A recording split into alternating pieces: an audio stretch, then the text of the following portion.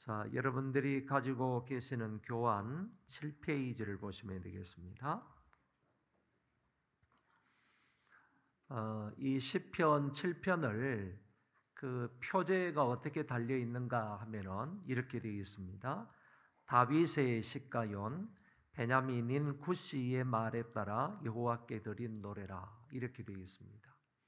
그 이제 표제가 있는 시편도 있고 표제가 없는 시편도 있는데, 가장 중요한 것은 이 표제가 있을 때에는 이 시편이 어떤 상황 속에서 누구에 의해서 이런 시가 기록이 되었는지를 밝혀주고 있다는 것입니다.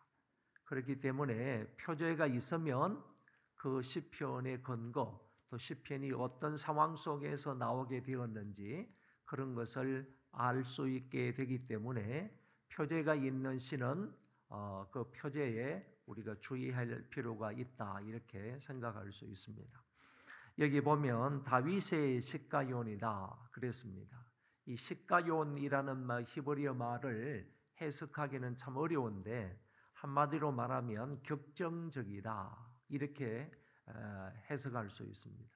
다윗의 격정시 이렇게도 표현할 수 있고, 또 달리 말하면 이 시편, 실편, 7편을 가리켜서 다윗의 비탄시다, 이렇게 표현하는데, 그 비탄시에 해당하는 말이 바로 시가요이라고 할 수도 있겠습니다. 그래서 다윗의 비탄시, 다윗의 격정시, 이런 말로 설명할 수 있겠습니다. 그 다음에 나오는 베냐민인 구시의 말에 따라 여호와께 드린 노래다 그랬는데, 구시라는 사람은 어떤 사람인가 하면은 사울을 절대적으로 순종하며 쫓아다녔던 사람이에요. 그러니까 베냐민 지파에 속해 있던 사울 왕을 적극적으로 쫓아다녔던 그런 신하를 말하는데, 함께 사울을 쫓아다녔던 사람 가운데에서 도액이라는 사람이 있고 10사람들이 있었습니다. 그래서 도액이라는 사람하고 10사람하고 그 다음에 여기 나오는 이 굿이라는 사람, 이런 사람들이 사울 왕을 적극적으로 따르던 사람이었기 때문에 반대로 다윗에 대해서 비판하고 다윗을 공격했던 사람일 수 있다, 이렇게 표현할 수 있습니다. 그래서 이 굿시가 다윗을 쫓아다니면서 다윗에게 아주 심한 말을 했을 때, 그 말을 들었던 이 다윗이 이제 하나님 앞에 시를 지어서, 이 비탄시를 지어서 하나님 앞에 호소하는 그런 내용으로 이 시편 7편이 되어 있다, 이렇게 생각하시면 되겠습니다. 자, 밑에 보시면 이 시편을 간단하게 한 문장으로 요약한 것이 나오는데, 본문은 사울과 그의 추종자들로부터 쫓기고 있던 다윗이 의로운 재판장이신 하나님 앞에 자신의 무죄를 주장하며 억울함을 풀어줄 것을 호소하고 있는 비탄시이다, 시가요이다, 이렇게 표현이 되어 있습니다.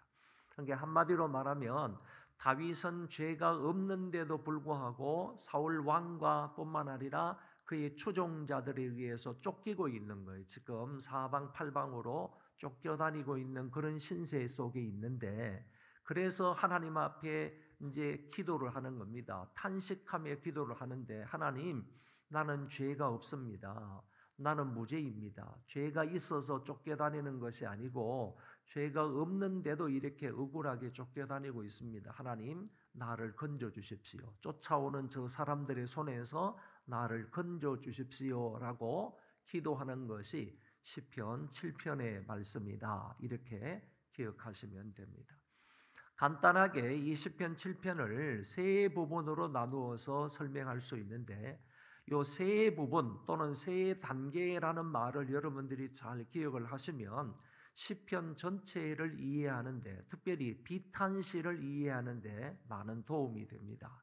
이게 바로 비탄시의 3단계라고도 말할 수 있어요.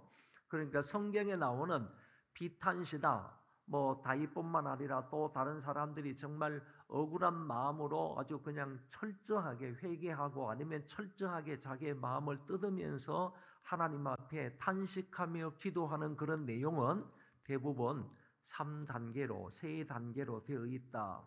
그렇기 때문에 오늘 본문에 나와 있는 이 3단계는 대단히 중요하다 이렇게 말할 수 있습니다.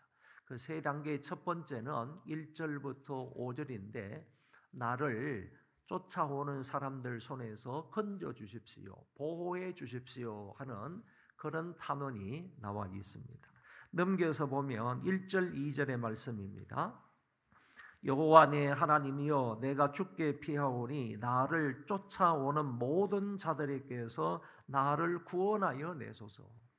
지금 쫓기고 있는 다윗이 하나님 앞에 그냥 탄식하며 기도하는 것이지요. 하나님, 내가 지금 쫓김을 받고 있으니까 나를 쫓아오는 이 모든 사람에게서 나를 건져 주십시오. 나를 구원해 주십시오. 이렇게 기도하는 것이고 2절, 건져낼 자가 없으며 저 사람들 손에서 나를 건져낼 자가 없으면 나는 어떻게 되느냐? 그거를 말하는데 그들이 사자같이 나를 찢고 뜯을까 하나이다.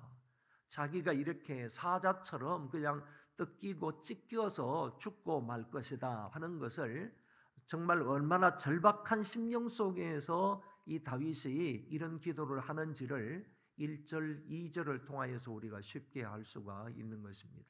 그래서 1절에서부터 5절까지는 이런 내용으로 되어 있다라는 것입니다. 하나님, 쫓아오는 사람들의 손에 의해서 내가 죽게 생겼으므로 찢기게 되었으므로 이렇게 갈기갈기 찢겨서 죽을 지경에 놓여 있으니까 하나님 이런 상황 속에서 나를 저들의 손에서 구원해 주세요. 건져 주세요. 절박한 심령으로 1절에서 5절까지 기도를 하고 있다. 이런 요청을 하나님 앞에 하고 있는 모습입니다. 두 번째 단계는 6절부터 9절인데요. 여기에서는 자신의 대적자들을 공의로우신 하나님께서 심판해 달라고 호소하는 겁니다.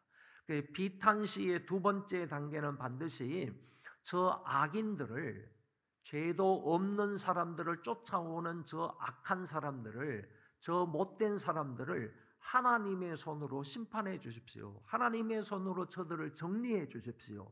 이렇게 기도하는 단계가 비탄시의 두 번째 단계다, 그런 얘기입니다. 9절 말씀을 보세요. 악인의 악을 끊고 의인을 세우소서. 의로우신 하나님이 사람의 마음과 양심을 감찰하시나이다. 여기에는 악인들의 악이 더 이상 기성을 부리지 않도록 그 악한 행동들을 끊어달라고 간청하는 거예요. 어떤 의미로서는 그 악한 사람들의 악한 행동을 보시고 그 사람들을 심판해달라, 그들을 정리해 주십시오라고 간청하는 기도입니다. 또한 악인들의 모함에 짓눌려 있는 그런 의인들을 세워달라고 호소하고 있는 내용이 바로 이 두 번째 단계에 해당합니다. 그리고 마지막 단계는 10절부터 17절인데 하나님께서 의로운 자는 구원하시되 악인은 반드시 심판하실 것을 확신하며 하나님을 찬양하는 내용으로 되어 있습니다. 무슨 내용인가 하면은 두 번째 단계는 악한 사람들의 악한 행동들을 심판해 달라는 내용이고, 세 번째 단계에는 의인들은 보호하시고 악한 사람들은 하나님의 공의를 따라서 심판을 해 달라는 얘기예요. 그러니까 여기에서는 구원하실 자는, 세 번째 단계에서 구원하실 자는 하나님께서 반드시 구원해 주시고 심판하실 자는 하나님의 공의를 따라 심판해 주십시오. 그래서 하나님의 공의가 결국에는 실현되게 해 주십시오. 하나님의 정의가 반드시 실현되게 해 주십시오. 하나님의 정의는 의로운 사람들은 세우는 것이고 그 사람들은 구원해 내시는 거고, 그리고 악한 사람들은 그 악에 따라 가지고 심판하시는 것이니까 하나님의 공의가 반드시 이 땅에 실현되게 해 주십시오. 그러면서 그 하나님의 공의를 확신하는 거예요. 이 시인이 하나님은 반드시 공의를 실현하실 공의로우신 하나님입니다 라고 확신하면서 그 하나님을 감사하고 찬송하는 모습으로 세 번째 단계가 끝이 난다. 오늘 7편 비탄시도 그런 모습으로, 그런 내용으로 끝난다 하는 부분을 알 수 있습니다. 10절에 보십시오. 나의 방패는 마음이 정직한 자를 구원하시는 하나님께 있도다 그랬습니다. 여러분, 얼마나 귀한 말씀, 얼마나 신앙 고백적인 얘기를 하고 있는지 모르겠습니다. 다윗은 여기에서 고백하기를 나의 방패는 하나님 여호와입니다 이렇게 고백하는 거예요. 우리 같이 한번 얘기해 보겠습니다. 나의 방패는 여호와 하나님이십니다. 그러니까 적들이 아무리 많이 공격을 해오고 정말 무장을 해서 나를 죽이려고 덤벼든다 할지라도 나의 방패는 저희들의 어떤 창이나 칼이나 이런 것들을 막아주실 그 나의 방패는 여호와 하나님이십니다. 이렇게 시편 기자 다윗이 고백하고 있는 거예요. 얼마나 멋진 고백입니까? 지금 어쩌면 화살이 날아오는 그런 상황 속에 살고 있습니다. 이런 칼이 바로 눈앞에 와 있는 그런 상황 속에서 다윗이 지금 지내고 있는 겁니다. 창을 던지기에 그냥 적당한 거리까지 쫓아온 그런 상황 속에 다윗이 놓여 있는데 그런 상황 속에서 지금 하나님 앞에 확신하며 기도하는 거예요. 나의 방패는 저들의 칼과 저들의 창과 저들의 화살을 막아주실 하나님, 막아주실 그런 방패는 여호와 하나님밖에 계시지 않습니다. 여호와 하나님이 나의 방패이십니다. 이렇게 고백하고 있다는 것입니다. 지금도 그 하나님은 저와 여러분들의 방패가 되시는 줄 믿습니다. 여러분, 이런 부분들을 붙잡고 이 시간에 기도해야 할 줄로 믿습니다. 하나님, 내가 고난을 당합니다. 하나님, 내가 어려움 속에 있습니다. 심한 고통 속에 있습니다. 내가 어떻게 해결할 수 없는 문제입니다. 내 힘과 내 지혜와 내 능력으로는 도저히 불가능합니다. 하나님 도와주세요. 하나님만의 나의 방패가 되어 주십시오. 확신하면서 하나님 앞에 기도하는 것이 우리에게 필요하다는 거죠. 그러면서 이 시편 다윗은 마지막에 이렇게 고백을 합니다. 17절에 내가 여호와께 그의 의를 따라 감사하며 지존하신 여호와의 이름을 찬양하리로다. 할렐루야. 여러분, 여기에서 마지막에 비탄세는 마지막에 하나님의 공의 실현을 확신하며 하나님 앞에 감사하고 찬양하는 것으로 끝난다 그랬잖아요. 마지막 17절에 그렇게 끝나고 있어요. 중요한 것은요, 이 다윗은 무엇을 들어서 무엇을 따라서 하나님 앞에 감사하느냐 이거예요. 우리는 보통 하나님 이거 베풀어 주셔서 감사합니다. 하나님 기도 응답해 주셔서 감사합니다. 하나님 이거 주셔서 감사합니다. 이런 쪽으로 하나님 앞에 감사를 드리는데 오늘 본문에서 다윗은 무엇 때문에 무엇을 따라서 감사하느냐라고 하면 하나님의 성품을 따라서 감사하더라는 거예요.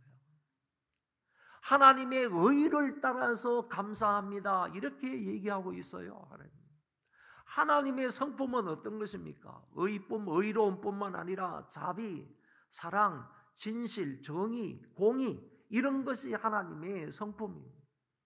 우리도 가질 수 있는 하나님의 그 성품을 가리켜서 말하는 건데 그 하나님의 성품을 따라서 감사한다고 그랬어요. 하나님의 의의 성품을 따라서 감사하나이다.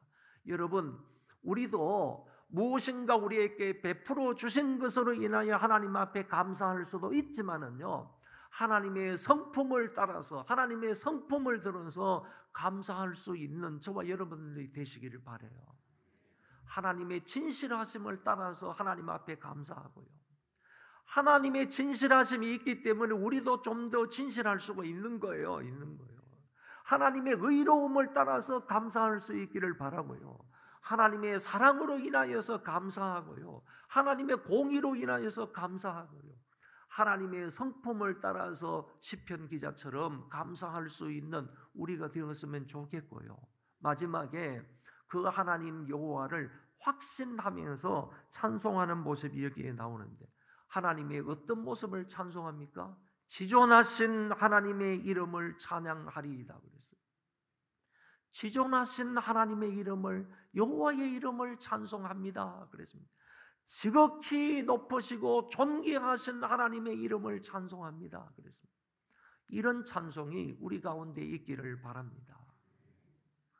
그래서 9페이지로 넘어가면요, 그 위에 비탄시의 전형적인 3단계에 관해서 다시 한번 설명을 했어요. 첫 번째 단계는 구원을 호소하는 단계고요. 두 번째 단계는 심판을 청원하는 단계고요. 세 번째 단계는 공의 실현에 대한 확신과 찬양이 비탄시의 마지막 단계이다라고 제가 거기 간단하게 썼으니까 다시 한번 구체적으로 읽어보면 되겠고요.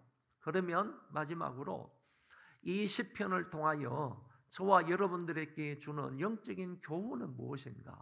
세 가지를 거기 기록했습니다. 첫 번째는 하나님께 피하는 자는 수치를 당하지 않는다.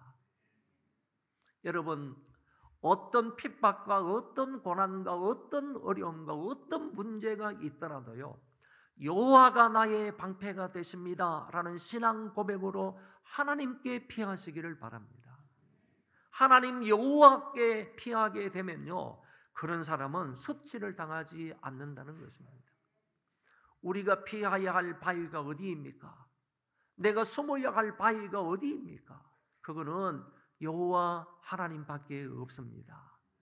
그 시편 기자의 말처럼 이 시편 7편을 통하여 우리가 배울 수 있는 첫 번째 교훈은요, 고난과 어려움과 시련과 핍박과 이런 문제되는 상황이 있을 때 우리가 어디에 피해야 되느냐? 여호와 하나님이 나의 방패십니다 라는 신앙 고백으로 하나님 앞에 피해야 우리가 수치를 당하지 아니하고 그 모든 것들이 해결이 될 수가 있다 하는 점을 믿으시고 여호와 하나님으로 피난처 삼으시기를 바랍니다. 두 번째는 성도는 하나님의 때가 이르기까지 낙심하지 말고 인내해야 한다 그랬습니다. 공의로우신 하나님은요, 정의로우신 하나님은 누가 악인이고 누가 선인이고 의인인지를 분명히 아십니다. 그 의인이 악인으로 인하여 아무리 많은 고통과 심한 고난을 당한다 할지라도요, 하나님께서는 공의로우신 분이니까 공의로우신 하나님의 판단에 따라서 심판을 하시고 건져주시기도 하시는 겁니다. 그러니까 이 공의로우신 하나님은 반드시 의로운 사람은 그 가운데에서 구원해 주시고 세워주시고 그 사람을 높여주시고, 반대로 악한 사람은 반드시 그 악에 따라서 하나님이 심판을 하시는 공의로우신 하나님이시기 때문에 그때까지요, 의인들은 하나님의 그 공의로우신 판단 때까지요, 우리는 인내하면서 참고 기다려야 되는 거예요. 오늘 이 사항을 우리에게 영적으로 교훈하고 있다. 하나님의 때가 이르기까지 낙심하지 말고 인내하며 믿음으로 기다려야 한다. 다윗이 그랬다는 얘기입니다. 다윗은 10년이 넘도록요, 다윗은 사울에게 쫓겨다니면서 하나님 앞에 인내하며 기다렸어요. 자기가 보복을 하거나 자기가 대항해서 싸우거나 이렇게 하지 아니하고 인내하며 하나님을 확신하면서 기다리고 인내했던 사람이 다윗이다 하는 점을 통해서 이 교훈을 배울 수 있습니다. 세 번째 교훈은 하나님만 유일한 재판장이시다 하는 사실입니다. 이런 사실들을 영적으로 본문을 통하여 교훈받을 수 있다라는 것입니다.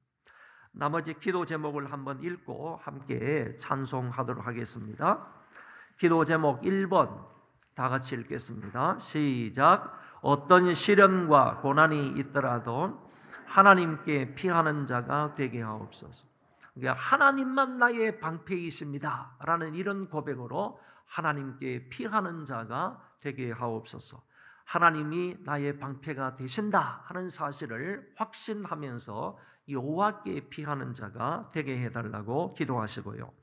두 번째, 하나님의 속성에 따라서 감사하며 살게 하옵소서 그랬어요. 세 번째 읽겠습니다. 시작. 한 달간의 자보기를 통하여 말씀을 듣고 중심으로 기도하게 하옵소서.